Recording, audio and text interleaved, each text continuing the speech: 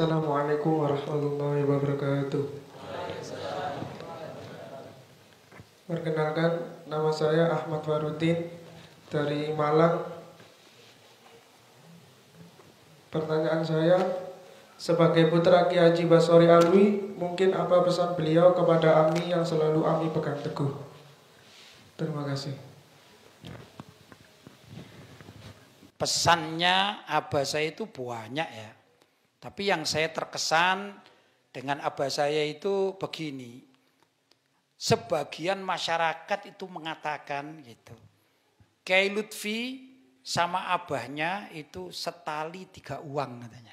Apa maksudnya setali 3 uang? Itu komentar masyarakat yang saya tahu. Setali 3 uang itu sama aja gitu, kembar lah gitu. Itu kalau terkait dengan masalah pelestarian akidah Ahlussunnah wal Jamaah.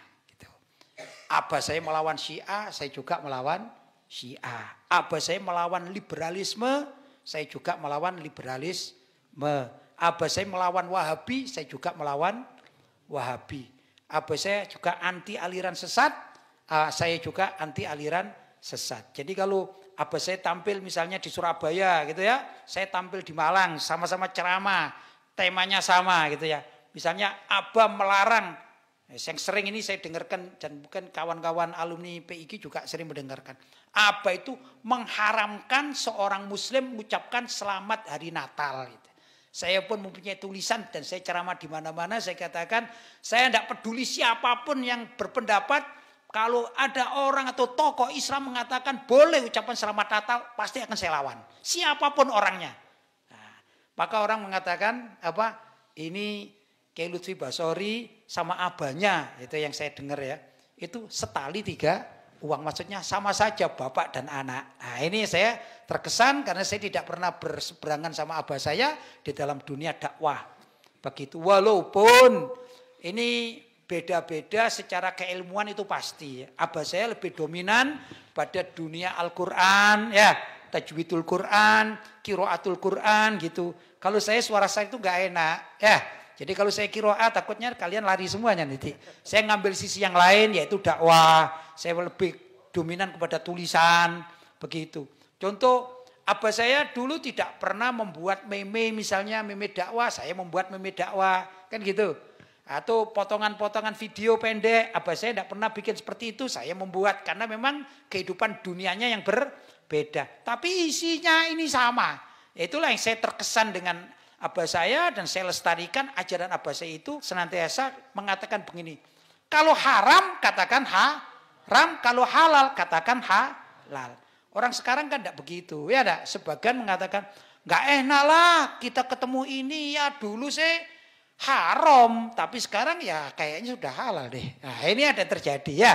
Itu kalau abah saya tidak mungkin seperti itu. Karena itu saya juga berpegang teguh sama dengan prinsip yang abah saya ajarkan. Dulu haram, sekarang juga haram. Sampai kapanpun juga haram gitu. Kalau yang dulu halal, sekarang juga halal. Sampai kapanpun juga halal. Kapan hari beberapa waktu yang lalu saya membuat halaqah ilmiah bersama dengan kawan-kawan yang berakidah Ahlussunnah wal Jamaah gitu. Kemudian kita membuat satu reng-rengan ya. Ada sekian poin, 14 poin itu. Kita juga ngambil dari kitab-kitab salaf, bahkan kitab-kitab NU itu ya. Salah satu contoh hukum sesajen. Nah, itu dalam Muktamar NU dikatakan sedekah bumi, sedekah laut atau sesajen hukumnya haram. Maka tatkala ada orang iseng, saya katakan iseng, saya nggak tahu juga yang menendang sesajen di mana? Pronojiwo atau di Semeru itu kan kemudian heboh itu ya. Saya pribadi tidak mengikuti bagaimana dia dari kelompok mana gitu. Yang jelas ya nggak layak. Nggak layaknya apa gitu. Masa nendang sesajen di syuting gitu loh. Kan yang nggak bagusnya. Kalau nendang sesajen aja ketemu di jalanan jangankan sesajen. Batu besar itu kalau mau ditendang terserah dia. Asalkan tidak di syuting. Kakinya sakit pun ya terserah. Yang jadi masalah kan di syuting kan gitu. Jadi tapi masalahnya sebagian orang NU kemudian membela sesajen sampai membuat perayaan atau apa itu 1000 sesajen.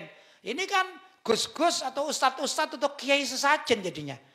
Saya tetap menampilkan apa yang dihasilkan oleh Muktamar NU bahwa sesajen atau sedekah bumi, sedekah laut hukumnya haram begitu. Apapun yang terjadi saya katakan haram. Kenapa? Karena punya landasan dari hasil Muktamar NU. Nah, ini landasan seperti demikian ini yang perlu dipegang. Loh, abah saya seperti itu juga. Ya, maka apa yang diajarkan abah saya kepada murid-murid walaupun bukan kepada saya, kemudian sepakat begitu. Karena mohon maaf ya, saya belajar kepada abah saya itu tidak lama. Itu masa-masa SMP, kemudian saya lebih banyak belajar kepada guru saya Abuya Sayyid Muhammad bin Alwi Al-Maliki di Mekah. Jadi warna saya itu lebih banyak warnanya Abuya Sayyid Muhammad bin Alwi Al-Maliki. Yaitu kitab-kitabnya salaf. Semua kitab-kitab salaf. Di sana baca hadis, ya, baca tafsir gitu ya. Dan kitab tasawuf. Dibaca semuanya kitab-kitab itu. Sehingga terbentuklah karakter seperti saya ini. Tapi luar biasa. Ternyata abah saya pun karakternya tidak jauh berbeda. Rupanya rujukannya sama. Rujukan yang dipelajari oleh abah saya dengan rujukan yang saya dapatkan dari Abuya Sayyid Muhammad bin Alwi Al-Maliki itu tidak berbeda. Saya yakin Ustadz Faris pun karena guru beliau adalah orang Hadramut, rujukannya itu sebenarnya sama dengan saya. Ya, cuman kita ingin bahwa kita di mana-mana katakanlah kalau itu salah ya salah, kalau itu benar-benar begitu. Sehingga kita ini menjadi jiwa yang la yakhafuna laumat laim.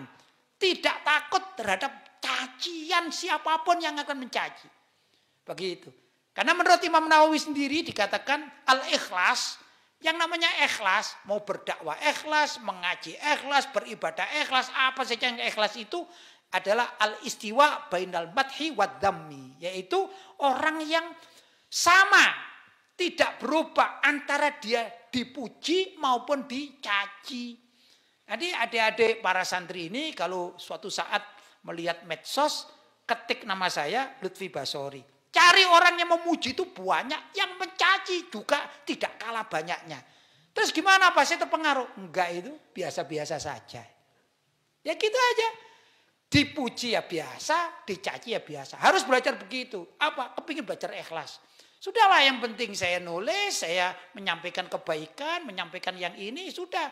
Urusan mereka menerima, terserah alhamdulillah, manfaat. Enggak menerima juga, ya apa enggak pengaruh. Bagi saya juga enggak pengaruh. Ya, enggak ngaruh lah, gitu kata orang sekarang. Ya, pokoknya kita menyampaikan kebenaran. Begitulah, ini barangkali tips sedikit yang bisa saya sampaikan sesuai dengan pertanyaan tadi.